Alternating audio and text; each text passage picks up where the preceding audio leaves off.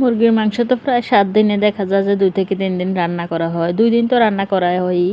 তো আজকে একটু ভিন্নভাবে রান্না করব। তো লাল মুরগি বাজার থেকে আনা, কক মুরগি বলে থাকে, কেউ লাল মুরগি বলে থাকেন। তো মুরগিটা আমি আমার স্টাইলে রান্না করব। এখানে আমি পেঁয়াজ, রসুন, আদা একসাথে ব্লেন্ডারে পেস্ট করে নিলাম, সাথে রান্না তেল দিয়ে দিছি। তারপর হচ্ছে দারুচিনি, এলাচ, লং, গোলমরিচ কয়েকটা দিছি।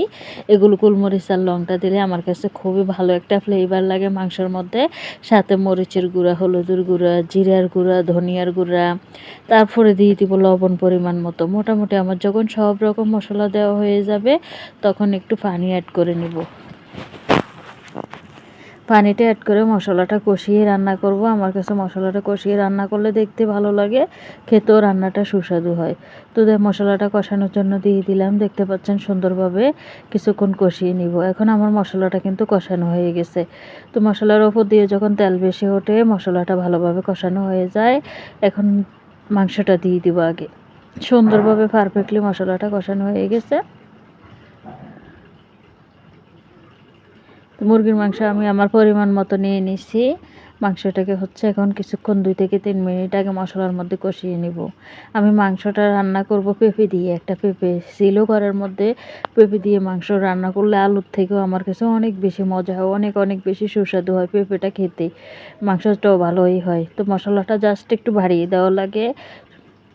সাধারণ মাংসের থেকেও মশলাটা একটু পরিমাণে বাড়িয়ে দিলে পেঁপেটাতে যাতে পারফেক্টলি হয় দুটাতে একসাথে মশলাটা। তারপর এখন রান্নার জন্য একটু পানি তো দেওয়াই লাগবে, সিদ্ধ হওয়ার জন্য পানি দিয়ে দিলাম, সুন্দরভাবে লাড়িয়ে দিচ্ছি। আমি কিন্তু ইলেকট্রিক কুকারে রান্না করতেছি, মাল্টি কুকারের মধ্যে। পানি দিয়ে সব দিক দিয়ে সুন্দরভাবে লাড়িয়ে দিচ্ছি। তারপর ঢাকনা দিয়ে দিব, একদম হাই করে চুলাটা জাল করে নিলাম। কিছুটা সময় জাল করে নেওয়ার পর একটু লাড়ি দিতে হয়। আর তরকারি যতটা বেশি লাড়াচাড়া করা যায় ফাঁকে ফাঁকে, তত বেশি টেস্ট হয়, কারণ হচ্ছে সব দিক দিয়ে মশলা ভালোভাবে যায়।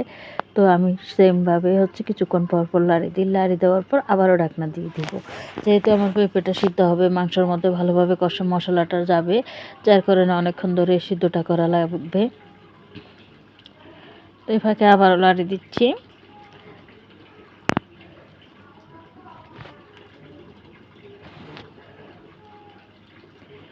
এবার মুরগির মাংস রান্না করলে হচ্ছে যে পেঁপে পছন্দ করে না, সেও কিন্তু একদম চেটেপুটে খাবে। ভাত কিন্তু আমি পরিমাণের মতো পরিমাণ রান্না করলো। ওই মাংস রান্নার ক্ষেত্রে, মুরগি মাংস রান্নার ক্ষেত্রে মাত্রায় চালটা একটু বাড়িয়ে দেওয়া লাগে, ভাত বেশি লাগে।